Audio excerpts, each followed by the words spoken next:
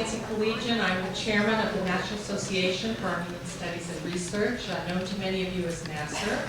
And I'm pleased to welcome you to the East Coast premiere of award-winning filmmaker Dr. J. Michael Hagopian's documentary, The River Ran Red. 5 years ago, NAASR premiered the second film in Dr. Hagopian's Witnesses trilogy, Germany and the Secret Genocide. At that time, he had begun work on the third film in the series, which he promised we would premiere in Boston upon its completion. Today, that day has arrived. Next month, Armenians worldwide will commemorate the horrors of the 1915 genocide against our ancestors by the Ottoman Turks 94 years ago. J. Michael Hagopian's film takes us on an emotional journey of eyewitness accounts we have never heard nor seen, nor sights we have never seen, as he, the filmmaker and a survivor of the genocide, brings the sadness and injustice of that period dramatically to life. I am grateful to Dr. Hagopian for his dedication and fortitude through the documenting the Armenian genocide through films, and an honor that he is with us today as we also learn about his own journey making this film.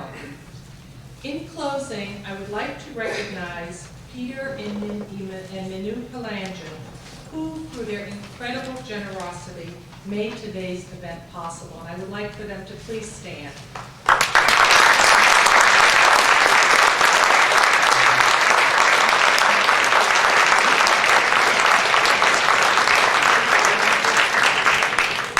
Thank you again for coming. I'm just thrilled with the response we received. There are so many of you here today. And at this time, I would like to ask Marc Mamigonian, NAASR's Director of Academic Affairs, to take the podium. Again, thank you.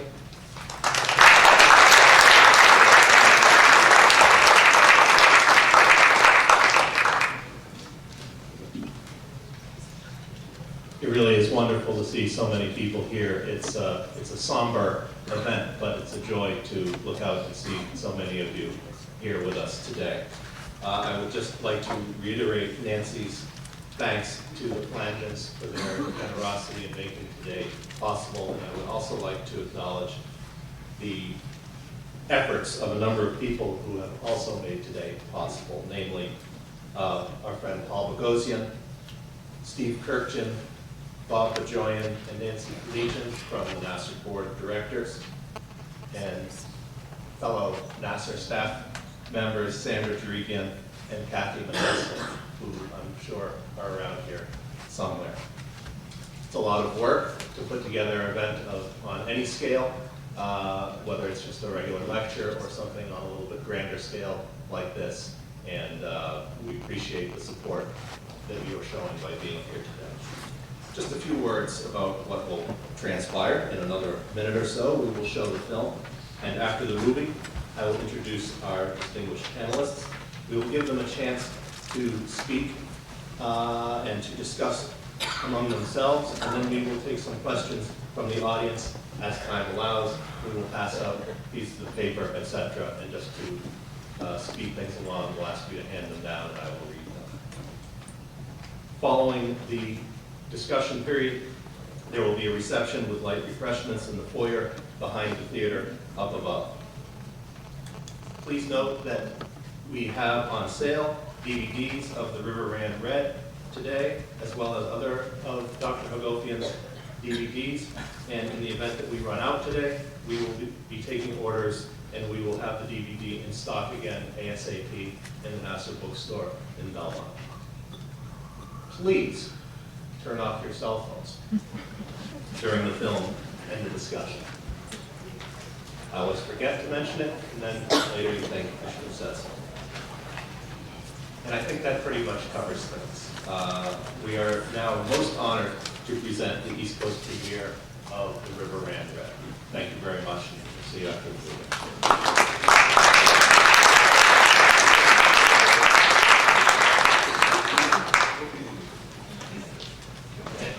Thank you.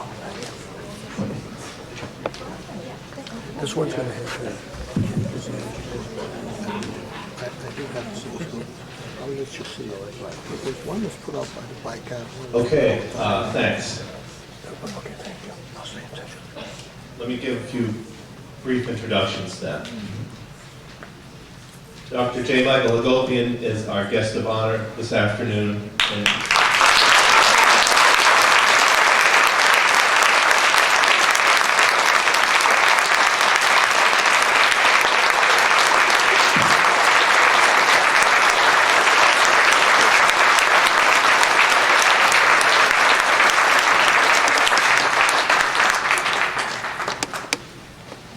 And it really is an honor because what he's done in his career is truly extraordinary. Let me tell you just a little bit. Someone really ought to make a movie about Michael Hagopian because his 95 years constitute an extraordinary story.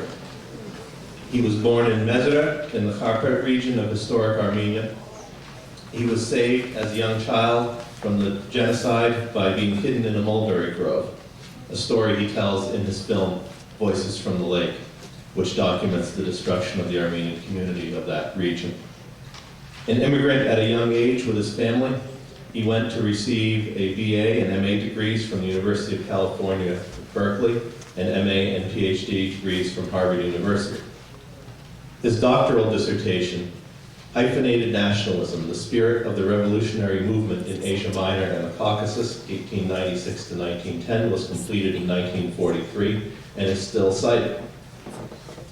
He served as an instructor at Oregon State University and UCLA, as assistant professor at the American University of Beirut, and visiting professor at Benares Hindu University in India. He's covered a lot of ground. In 1952, he established Atlantis Film Productions and became a prolific director of educational films. I only recently came across a partial listing of these films, and it is a really, truly dizzying array of short films shot in Asia, Africa, Europe, and the United States, more than 70 in all. His earliest film, as far as I know, on an Armenian subject is Where Are My People, which was completed in 1965. He has made many more since, a total of 17 films on Armenian subjects, including Historic Armenia, The Armenian Case, the groundbreaking film, The Forgotten Genocide. In 1979, Dr. Hagopian founded the nonprofit Armenian Film Foundation to document Armenian culture and to instill pride in Armenian youth worldwide. In many ways, the culmination of his work documenting the Armenian experience is the Witnesses trilogy, consisting of Voices from the Lake, Germany and the Secret Genocide, and today's film, The River Ran Red. At the heart of his films are, as he has said in Film Today, nearly 400 witness interviews he carried out over several decades. These invaluable testimonies represent an incredible wealth of information that has really only begun to be tapped. I'm very proud to note that Dr. Hagopian is a charter member of NAASR, having joined in 1955, the year of NAASR's founding. He was vital to NAASR's efforts on the West Coast, and in particular the creation of the second Armenian Studies chair in the US at UCLA.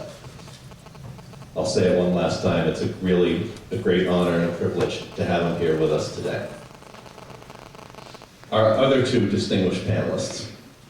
Professor Taner Akçam holds the Kalustian Mugar Chair in Armenian Genocide Studies and Modern Armenian History at Clark University. He is the author of the books From Empire to Republic, Turkish Nationalism and the Armenian Genocide, Dialogue Across an International Divide, and A Shameful Act, the Armenian Genocide and the Question of Turkish Responsibility, as well as numerous other books and articles in Turkish, German, and English. He has recently published a major new book in Turkish that focuses on the Armenian Genocide through Ottoman and Turkish documents and sources, and which is in the process of being translated into English. Dr. Bedross Der Matossian is lecturer in the Department of History at Massachusetts Institute of Technology. He was born and raised in Jerusalem and is a graduate of the Hebrew University of Jerusalem, where he began his graduate studies in the Department of Islamic and Middle Eastern Studies. He completed his doctorate in Middle East History at Columbia University last year, 2008. His dissertation was entitled Ethnic Politics in Post-Revolutionary Ottoman Empire, Armenians, Arabs, and Jews in the Second Constitutional Period. what I would like to do first and foremost is to give Dr. Hagopian the opportunity to speak about his film and about his work and his journey that has brought him here today.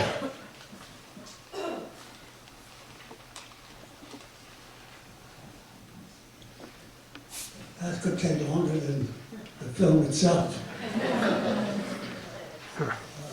My journey actually began in 1923 when we arrived in Boston when I was at the age of 9, where I first learned the English language. And the first words that I learned were cornflakes and ice cream, and I've been eating ever since. I returned here very happily because Boston has been a place very close to my heart.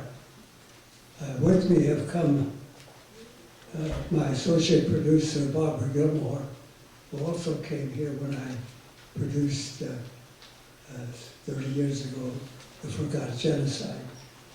And also Jerry Papazian, who's a key member of our board of directors, the Armenian Foundation, and a key advisor to me, as well as my daughter and her husband, Joanne and John McNoyan, who present, which is the most important part of filmmaking, Armenian benefactors. They represent executive producer circle of the Film Foundation, which in great part made this possible. So I'm happy to be here. Why I made the film. I realized when I started the trilogy, I didn't think of it as a trilogy. I thought of it as a 4-hour film on the Armenian Genocide. As I started putting it together, I soon realized there was so much material it could not be covered in a single film. And I learned through my research at Harvard and other research that you have to start eliminating. And I eliminated parts of it. And I remember a big producer, Solesser in Hollywood, who said, "You haven't made a good film until you've thrown out what you think is the best part of the film. You keep throwing it out, throwing it out." And I know writers know this. You throw out good parts because they do not fit into what you're doing. So I kept throwing things out. And hard parts seemed to be as separate subjects. So I made my first film of the trilogy. I decided it would have to be a trilogy. Harper, we called it the last days of Harper. We changed the name eventually to Voices from the Lake. Then what was left is what happened in the genocide on the western part of Turkey and the rest of the genocide, which was the Bedross part. And the western part seemed to revolve around German activity in the Berlin-Baghdad Railway. That became Germany and the Secret Genocide. And then the final element, the many good parts that were still left, became this film, which was the story, the bulk of the story of what happened to the Armenians along the Euphrates River. And that pretty much tells the story of the genocide.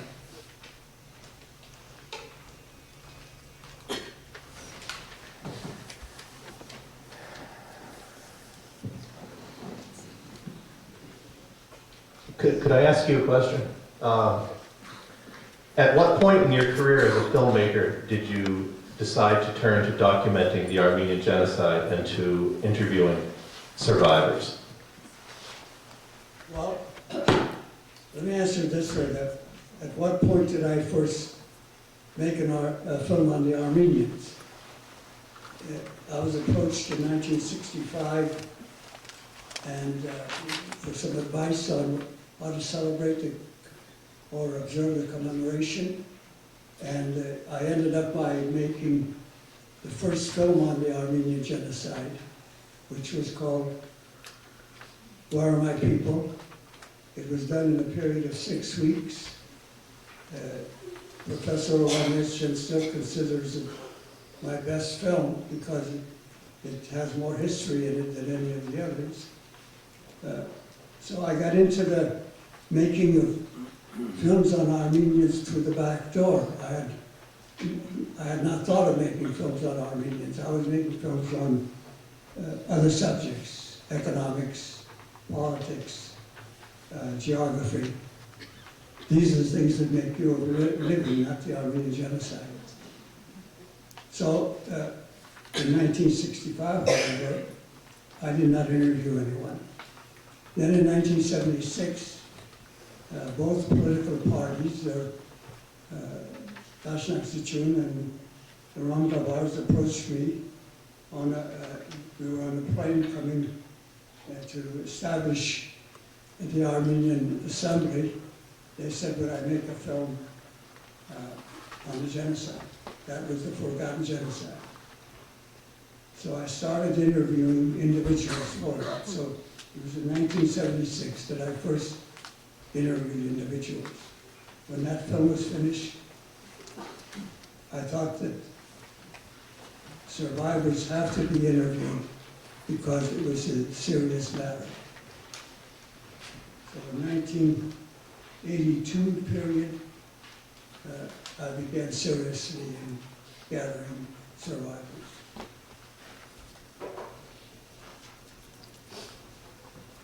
Honorary Bedross, would you like to pass down the microphone? First of all, I would like to thank NAASR and Marc Mamigonian for inviting me, and it's an honor to be on this panel with distinguished scholars, filmmakers, and historians. Actually, I have a couple of observations, and I'm going to ask 1 or 2 questions, about 7 to 8 minutes. It could be very short. We were dealing here with oral history, I think, oral history, which is usually undermined by historians because of issues dealing with subjectivity.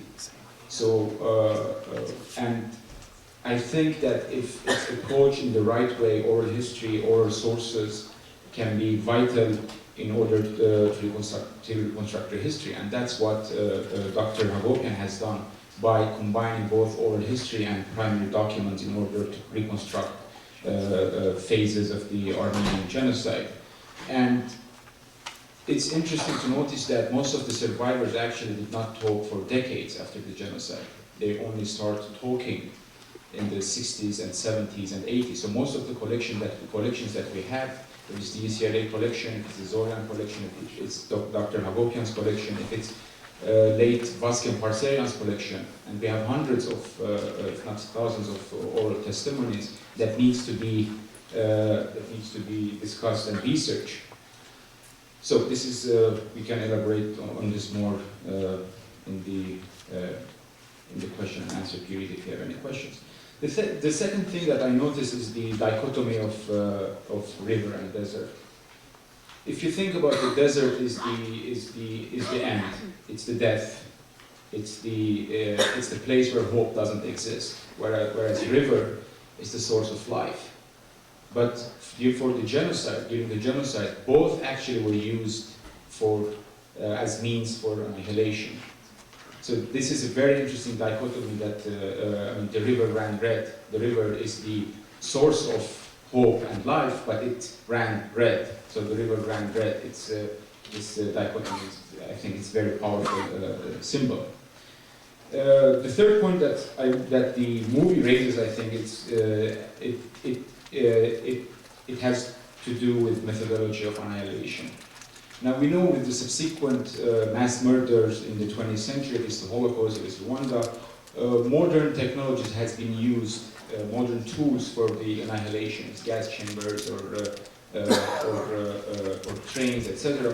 But during the Armenian Genocide, actually, the tool that has been used the most extensively in order to annihilate Armenian is nature. By this I mean valleys, rivers, desert, and caves.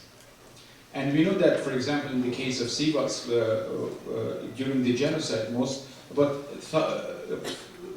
5,000 men were taken at night and sent to certain valleys and killed in the sense at night. So valley is a very, it provides a good, quote unquote, for the perpetrator, a good, quote unquote, a good place to annihilate the Armenians. Rivers is also instrumental. We see this in the Armenian Genocide, throwing the bodies into the river ran red, etc. So rivers become extremely instrumental, followed by the desert, the place where life doesn't exist. So driving the Armenians into the desert. The march itself is a tool to annihilate. For example, listening to different oral testimonies, I've heard, for example, from survivors that the caravans would go on circular marches, meaning that they will not be taken to certain destiny, but will walk and walk for days, making circular marches. And this is meant to exhaust and kill naturally the Armenian deportees in the caravans. And finally, the caves, as I said, were instrumental, specifically in Deir Zor. They were used to burn Armenians, to suffocate them, and by putting massive amount of wood within these caves. So think about it in the modern terms, that the modernity did not exist during the Armenian Genocide. It was used, nature was used. It was cheaper also in a sense to use nature as a means to annihilate the Armenians. And the last 2 points, actually, the first one deals with Turkification and compulsory conversion, which is very evident in the end of the movie. In a sense, Turkification and compulsory conversion has been also an important dimension of the Armenian Genocide. You don't kill them, but you convert them. So you convert them either by forcing them to an amnesia, forgetting their past, as one of the survivors, which was extremely powerful testimony. I am somebody, but I am nobody. And I think that's an extremely powerful symbol that demonstrates the result of the genocide. And we know also that during the genocide, many well-to-do families or upper-class Armenian families, merchant families, did convert. But this conversion actually came into positive result. To a certain extent, in the case of Sivas, which I've worked in the past, it didn't actually. Most of the Armenians that thought that through conversion, the upper-class merchants, that they would be able to be saved during the genocide. Actually, after 2-3 weeks, they were ordered to be deported once more. So conversion did not work, but conversion to a certain extent did work for the orphans. Actually, during the genocide, Turkish orphanages were built in around Adana and other areas, through which Armenian orphans went through a systematic process of Turkification. They had to learn the Quran, they were given new names, circumcision, etc. And some of them really ended up in these orphanages, and some of them were saved by the saving missions, which were taking place during the late, early 20s or 1918 or 19. And finally, the last question, which still every historian is trying to answer, is what was the motive? And Dr. Hagopian says that the motive was, it was the result of a clash of civilization or a clash of culture. And it is, I think, our duty to try to explore, was it really a clash of civilization? Was it really a clash of cultures, or it was a competitive, or it was purely territorial issue and religion was used as a means for an aim? So I'll open this, and this is a question also for all the panelists in a sense. Let's explore more the issue of the clash of civilization, and I'm done. So, Professor Akçam. Thank you. First of all, let me thank NAASR to have me here, and it's a pleasure for me with you here. It was 1992 or 93. We met first. He came all the way to Hamburg. He heard that a Turk doing something. Then he ran and said, I have to film this Turk before something happened to him.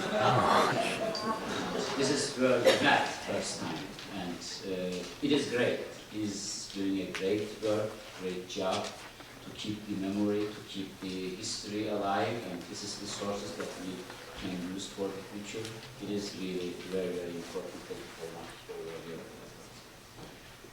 Actually, after all, when I watch these sort of movies, I'm always speechless, emotional.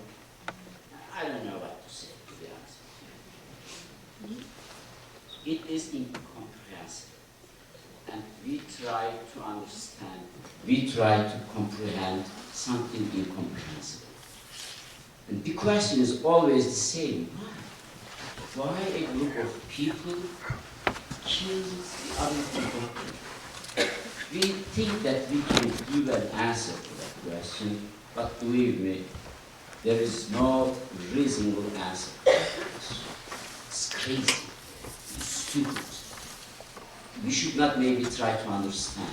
We should only maybe cry. We should only make our voices loud against these sort of people. It is not easy to understand.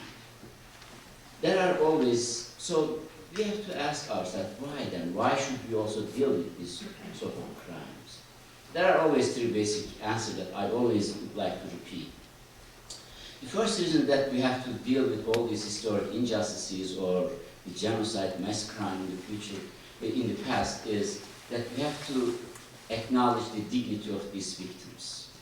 They were killed, and in that process they were dehumanized. And we have to respect their life and their legacy. We have to show our respect to them. This is the most important thing that we have to deal with that history. Second important part is the reconciliation. In form of, in our case, Turkey and Armenia, neighboring states. It's not a big problem for us here in the United States. I can live without seeing one Armenian, Armenian can live without seeing a Turk. It's not a big problem. You can say that I'm done with Turks or whatever in the past, and I'm looking to the future. But this is not so easy for the people in the region. They have to live together.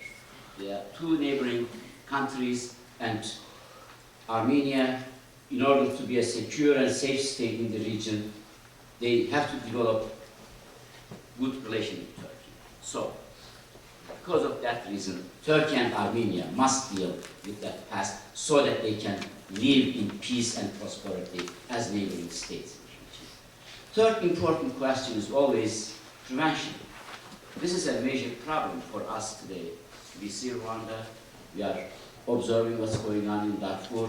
So the basic question is how we can prevent that the same kind of events occur in the future. So this is another important reason why we have to deal with these injustices in the past. Regarding Armenian genocide, when I watch this movie, it reminds me one important aspect of our field, how less developed it is.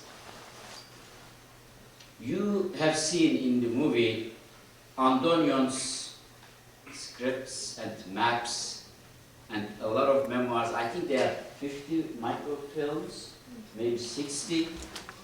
They are in Paris and they have been done maybe first collected by Andonion 1917, 1918.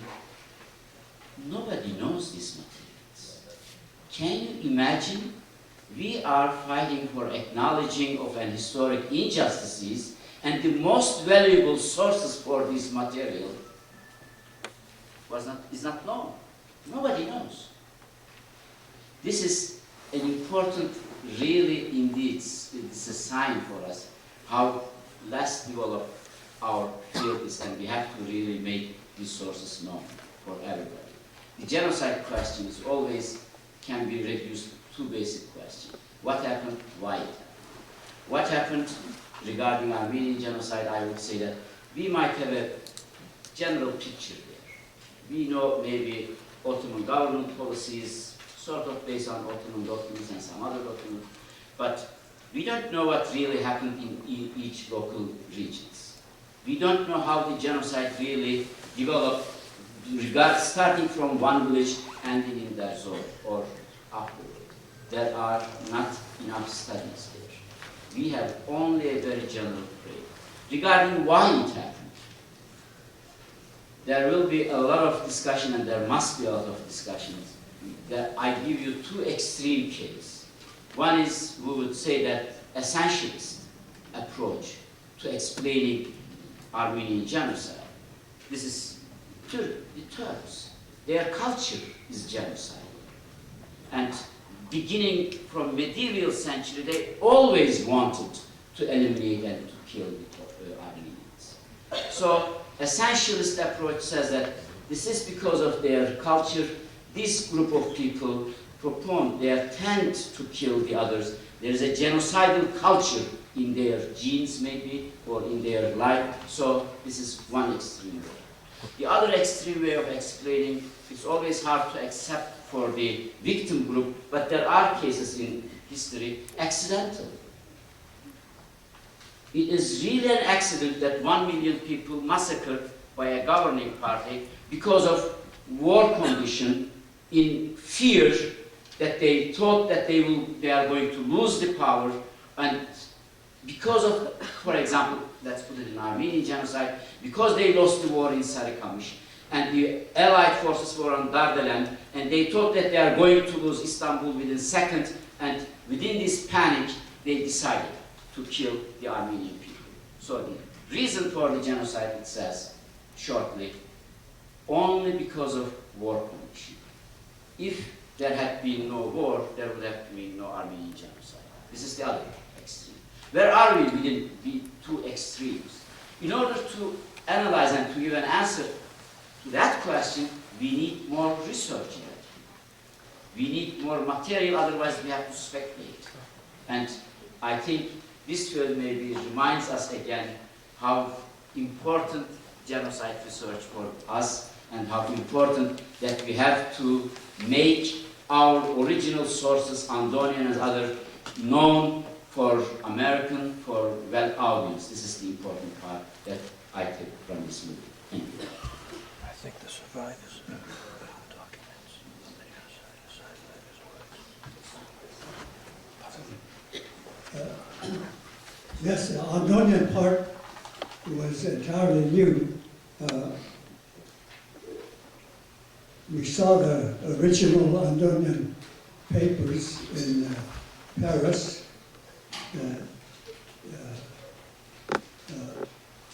And when I saw them, I knew that we had something very remarkable in film. I tried to, at every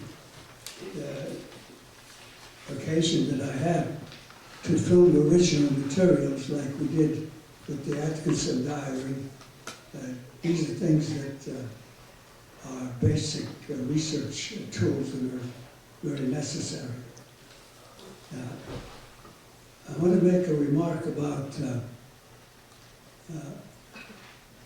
the film so far as you as a spectator.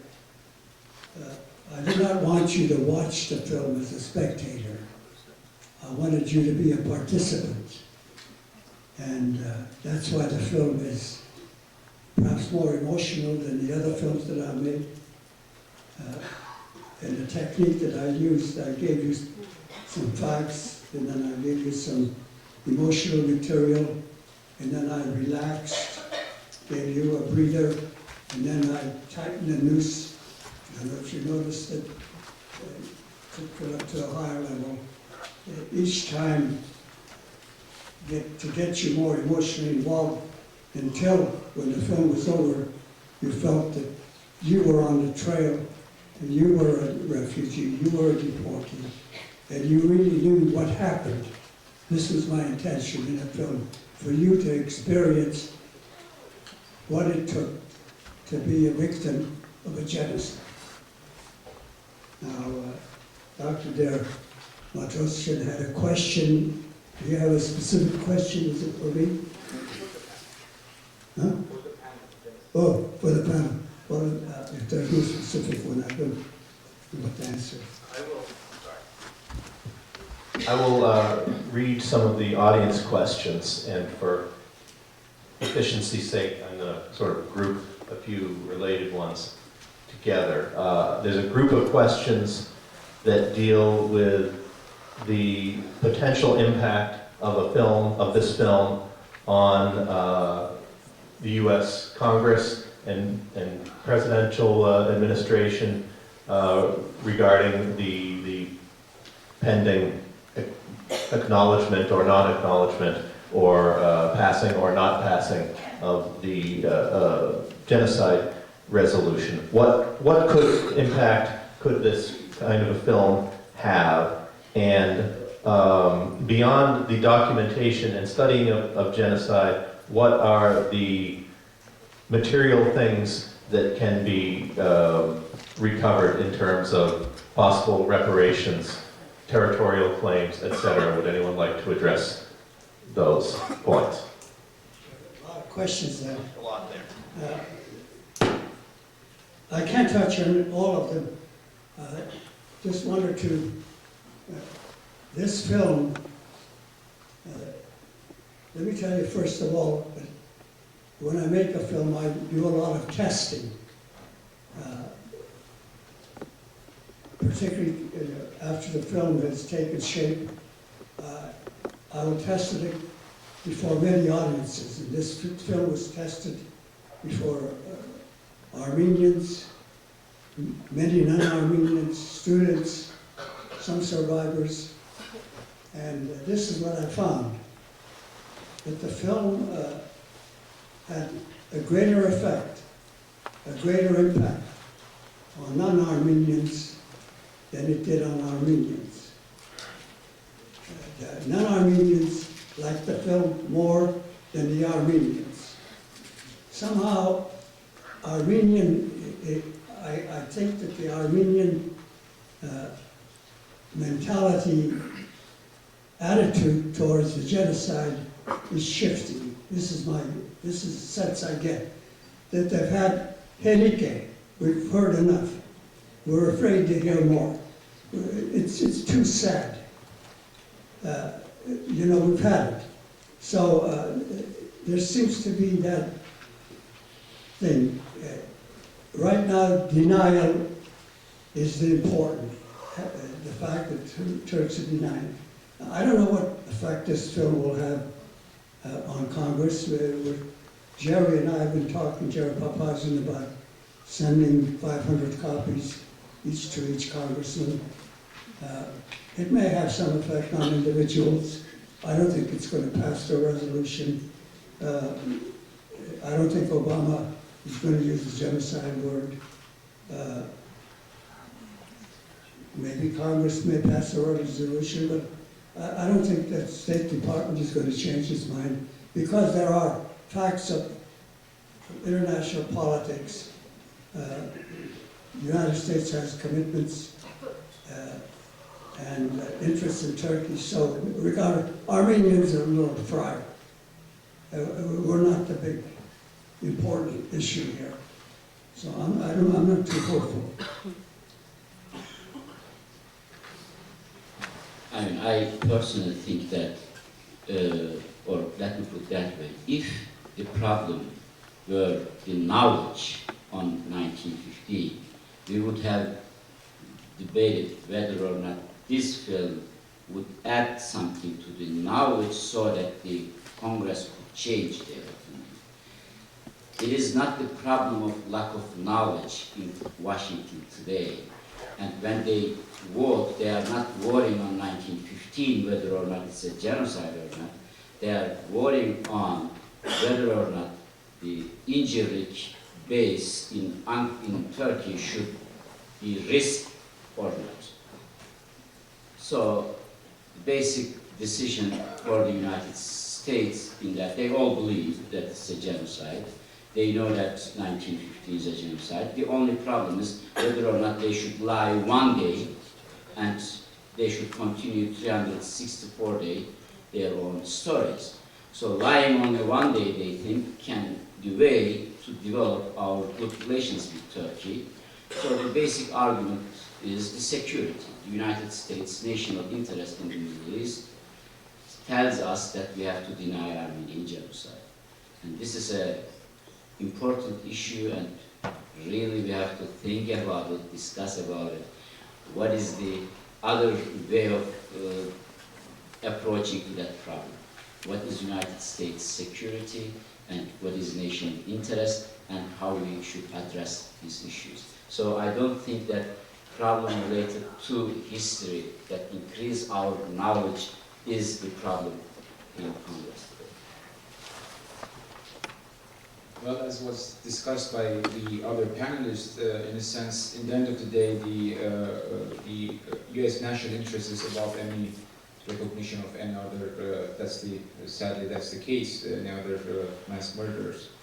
In this case, Afghanistan and Iraq are on a high priority in the Middle East, and to a certain extent, the U.S. administration has to make sure that Turkey should be on the U.S. side, especially in the last couple of months when we saw Turkey taking an active role in a pro-Palestinian stance against the state of Israel. And some Armenians thought that the deterioration of Israeli-Turkish relationship might contribute to a positive outcome in the Congress, but that's not the case. We know that Turkey and Israel are heavily involved in mutual agreements, if it's military, diplomatic, education, etc. So even though if Erdogan had made certain statements against Paris, that doesn't mean that the relationships, the interstate relationship are in danger.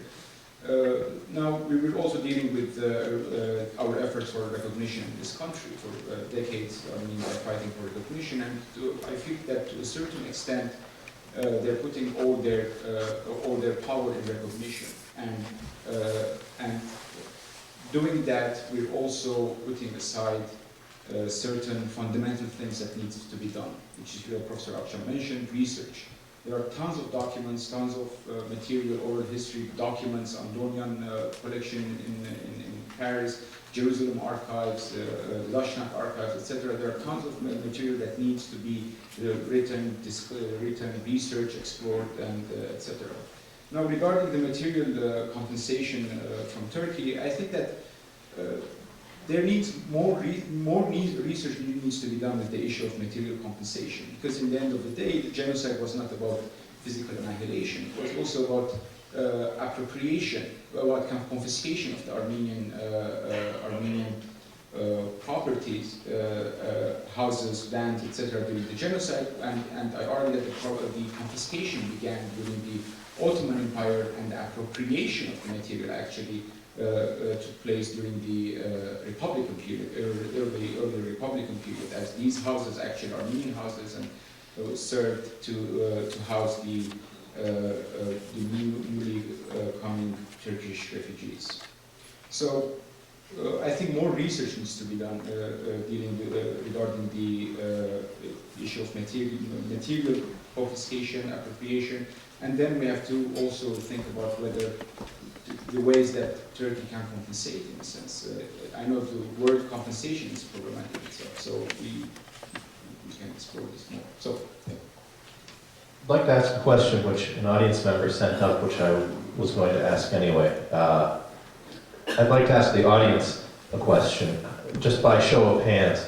How many members of the audience are survivors, children of survivors, or grandchildren of survivors?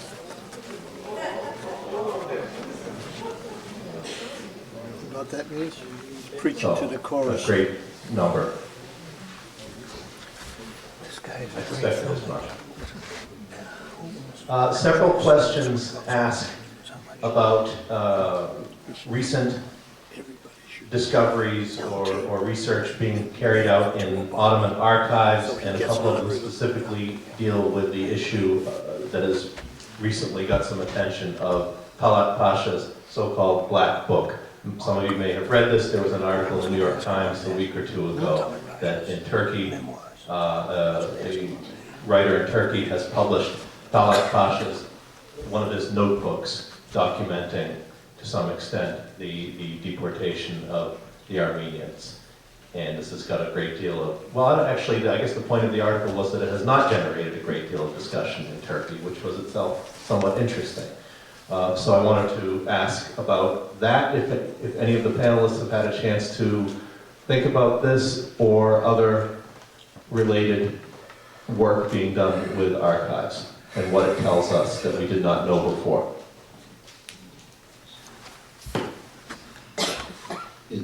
There is an irony in history now. Turkish language is the leading language in genocide research. It's not a joke, it's serious. My recent book, I have to add, 2008 January, made 4 editions in Turkey within 1 year. And I introduced more than 600 Ottoman documents, along which I mentioned these black book documents also. This is the Talat Pasha's, the book that was mentioned here is the special notes that Talat Pasha had with himself when he was in Berkeley. The Interior Ministry gave him the latest number after the deportation, and he kept the track of the Armenian numbers. And the author, Murat Bardakçı, is a journalist, and he took these materials from Talat Pasha's wife, beginning of 1980s. He already introduced, actually, this information 2005, 2006, and 2007, in 3 years, in Hürriyet, one of Turkish newspapers. Now, he published these all books in a complete way. This is a very important document, only in one sense, that shows around 1 million Armenians were deported, according to Ottoman numbers. So then, according to these numbers also, there are the number of Armenians arrived in Syria is around 500,000. So these numbers at least corroborates the numbers that scholars were using, that we use in that. The other important materials that we published in Turkish language, really, my book is in that sense important. More than 600 new materials from Ottoman archive from the Interior Ministry that shows clearly the genocidal intent of the Ottoman Empire, Ottoman government. And recently, 3 months ago, I published another book with Vakın Dadrian. Vakın Dadrian and I published a book on the trial documents. It is a 700 pages book, 400, 500 pages of it, original documents of the trial, the verdicts and indictment, and the minutes of the trials in Istanbul, around 500 pages, and an excellent introduction written by Vakın Dadrian, and a couple of articles written by myself. This is also available in Turkish, and we are working on the English translation of that book also. And there is another book. There are a lot of critique on that book also, but it is also an important contribution written by a young scholar, Fuat Dündar.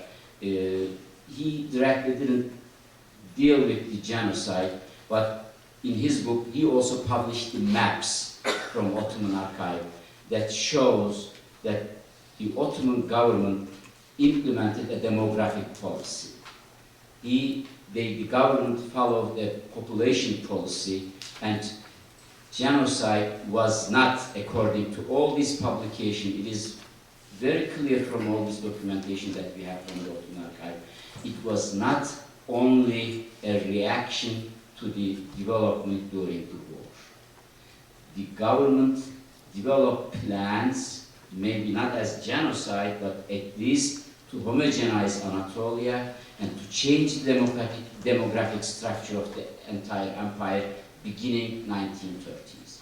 Loss of Balkan War was an important turning point, and with 1913 they decided to implement a population policy in which they tried to expel or get rid of the Christian population and to mix the non-Turkish Muslim population among Turkish population and to assimilate them.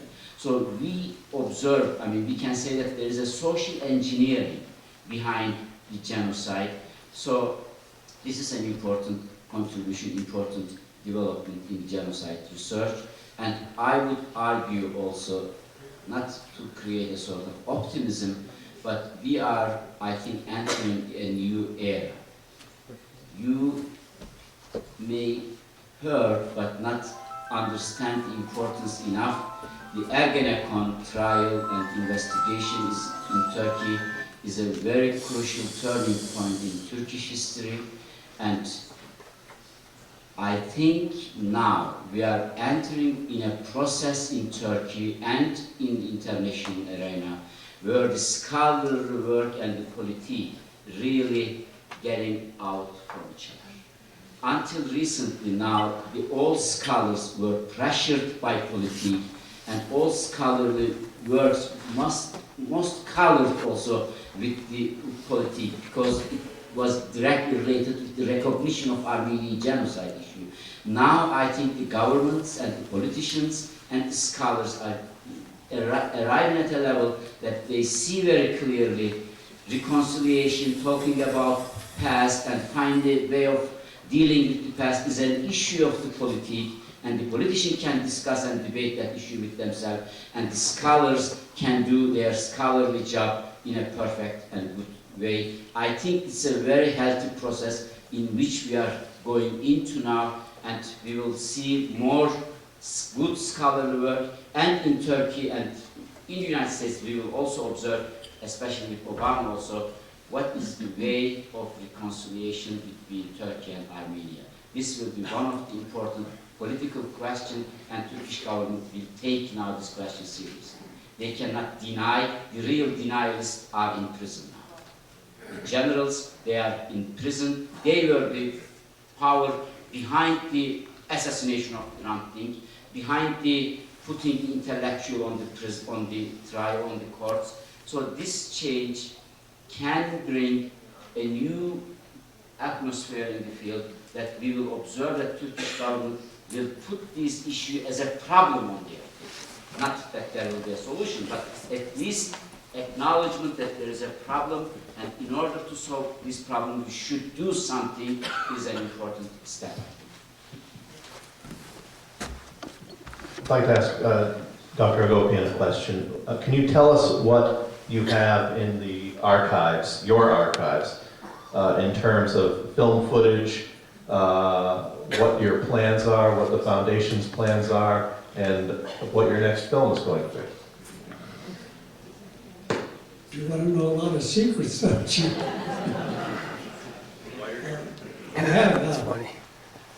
We have many hundreds of feet of film in our archives.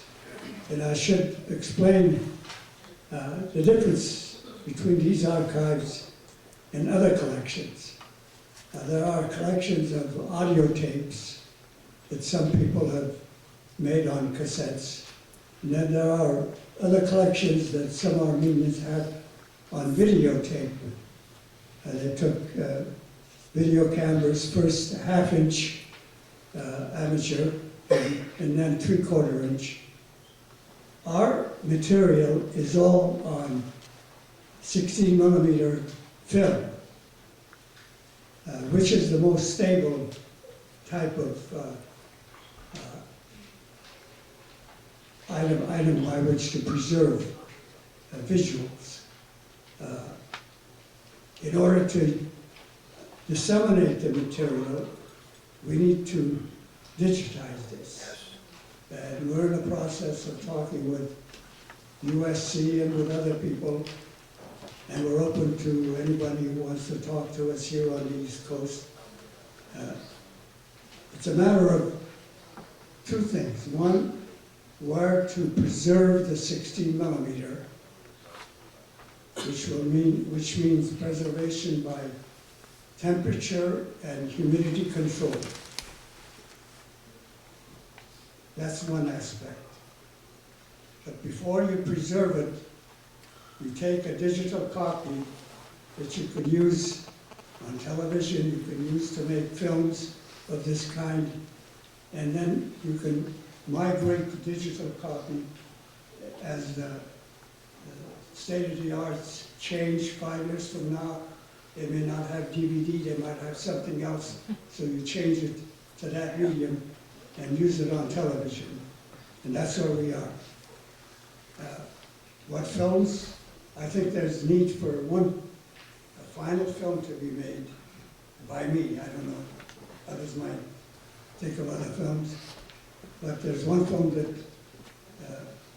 I should make, or I could make, that unfortunately nobody else can make because they don't have the material.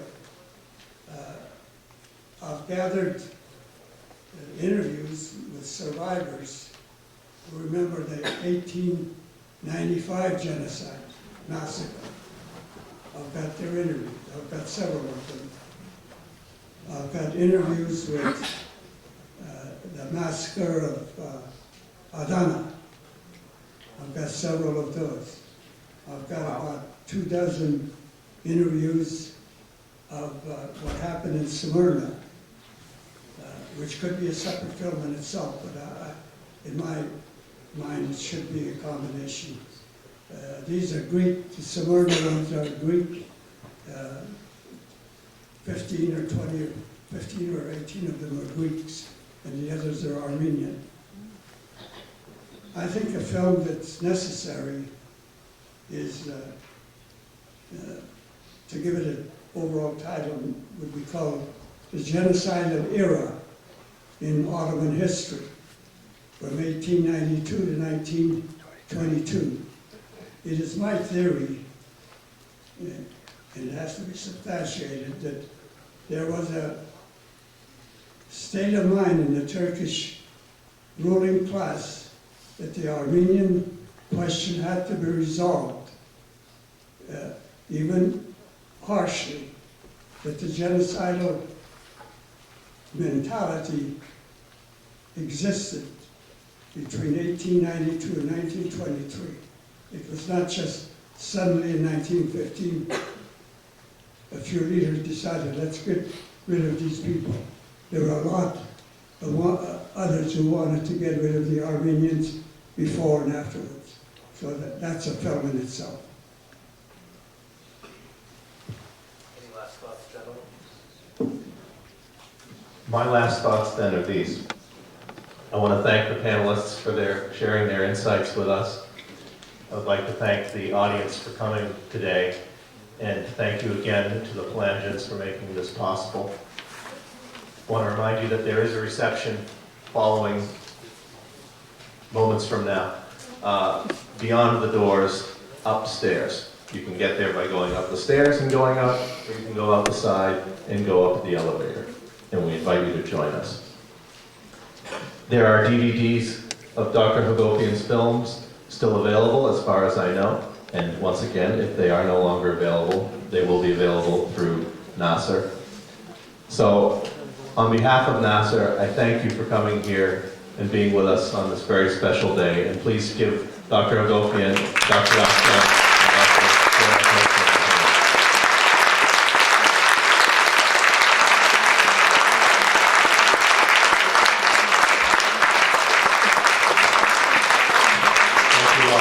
Probably be the last time.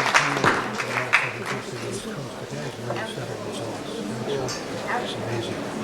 Time for him to start grooming some new people. Yeah. He's got it. He definitely did. Absolutely. Nice to see you, Alec.